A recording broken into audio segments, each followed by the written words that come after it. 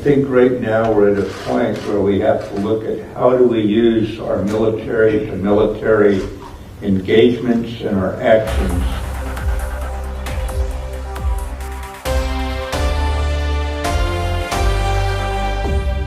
China is committed to peace, but cannot give up even 1 inch of territory in that country's ancestors left behind.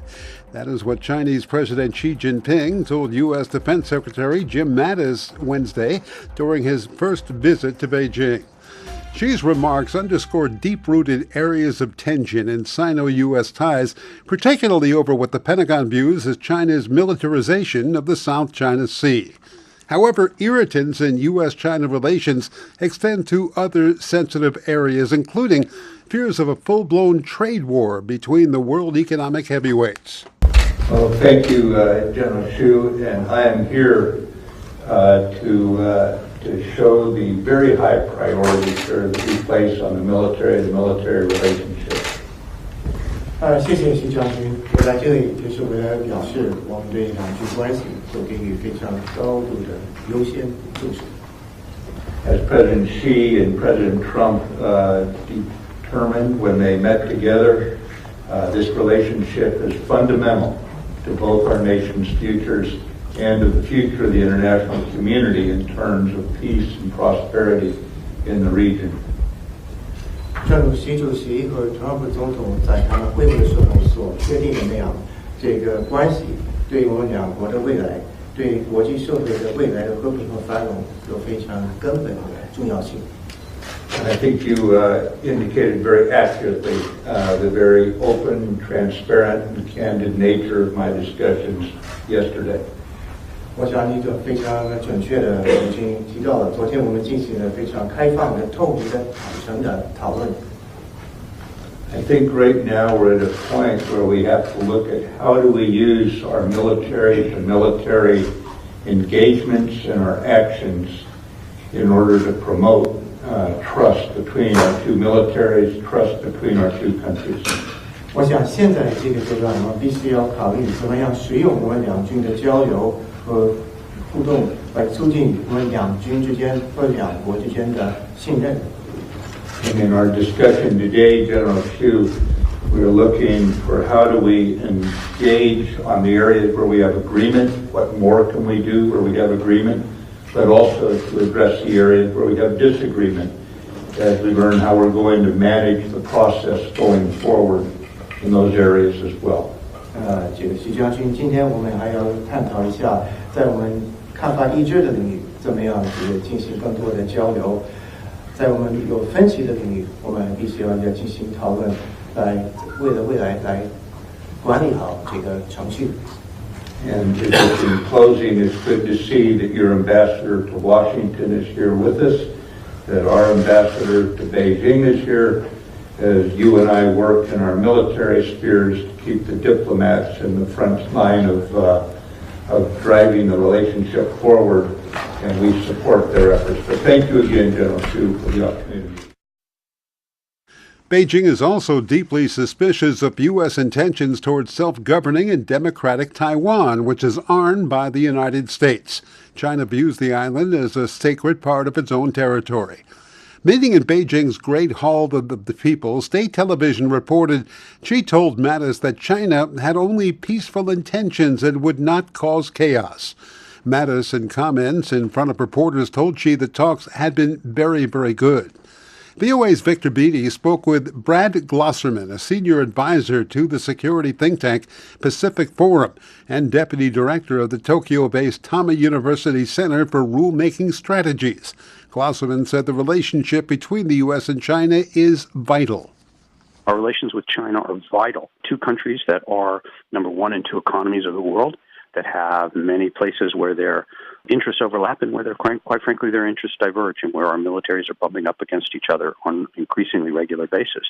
It is, I think, extremely important that we understand each other's strategic intentions, have an understanding of capabilities, and establish rules of engagement and communication such that when we do meet each other by accident or by intention, we understand what the other is trying to do and that there isn't any misperceptions or misinterpretations of what's about to go down. It's interesting that his visit coincides with the third U.S. aircraft carrier plying the waters of the South China Sea, the USS Ronald Reagan. And at the same time, a formation of Chinese warships has been holding daily combat drills for more than a week in waters near Taiwan. Any coincidence here? I don't think so. I mean, in the sense that if you look at the tempo of operations these days by both navies, you'll see that it would be very, very difficult to schedule meetings as far in advance as these things have to be arranged, and that did not overlap at some point with scheduled military operations. Both occur, the military exercises or the big bilats occur well in advance. You know, in the absence of a big event that would force the cancellation of one or the other, there's just extremely likely to be something occurring at some time somewhere that if somebody wants to draw attention to it, you can always say, these don't look like they're particularly consistent, as you just did. How would you characterize bilateral relations right now? China, of course, is very concerned about U.S. trade actions. Wednesday, in the Global Times, the state-run publication, saying that China should take self-defense measures against U.S. tariffs, offering subsidies to companies and industries that may suffer losses from trade frictions. And I think that the easy answer right now is that as the Chinese look at the United States, they're confused. They are not sure what to make of the pronouncements of the president, the gap between both his pronouncements and then the reconciliation of that between the relationship he has with President Xi, or claims to have, and then the broader set of relationships within, the basket of interests that the two countries have to work on. I think on the military side, interestingly enough, I think I see a little bit more stability in the sense that there is less of the back and forth. I think there is a harder line in the sense that both countries are increasingly inclined to see the other as adversarial and somewhat antagonistic. You see that in the language of the national security strategy, the U.S. national security strategy, the national defense strategy. You see it, in up-tempo in regard to our deployments and our operations in the South China Sea that you note, the exercises that are occurring, even though at the same time we are trying to work together on denuclearizing and dealing with the North Korean nuclear threat. And the Chinese are doing what comes, as I've told you in the past, with what comes with great power status, which is increasingly muscular and assertive foreign policy, more money and attention devoted to the military. And thus, again, because of a divergence of interest in our two governments and our two countries, that the two are going to be brushing up against each other. Brad Glosserman said while the two countries are not hostile, there is a greater sense that they are competing and edging toward antagonism. In that context, he added, visits like that of Mattis take on even greater importance. As the U.S. Defense Secretary was speaking with Chinese officials, the Trump administration was de-escalating a confrontation with China, dropping plans to impose strict limits on Chinese investment in U.S. technology companies, and instead urging Congress to strengthen existing laws that apply to all foreign countries. The United States and China have not settled their trade issues during talks that ended Sunday. A U.S. team led by Commerce Secretary Wilbur Ross and including senior officials from the Treasury and Agriculture departments held comprehensive discussions with Chinese trade officials in an effort to decrease Beijing's trade surplus with the United States, which amounted to $375 billion last year. China has agreed to buy more American goods, but on condition that the United States does not impose any new tariffs or other restrictions on Chinese goods sold in the United States. If that happens, the basis of the consensus reached between China and the United States will no longer exist, which will result in the nullification of the outcomes of this round of consultations. There were no joint statements following the last round of talks led by Ross and Chinese Deputy Prime Minister Liu He this weekend. But Beijing later issued a unilateral statement praising what it called good communication and positive attitudes on both sides.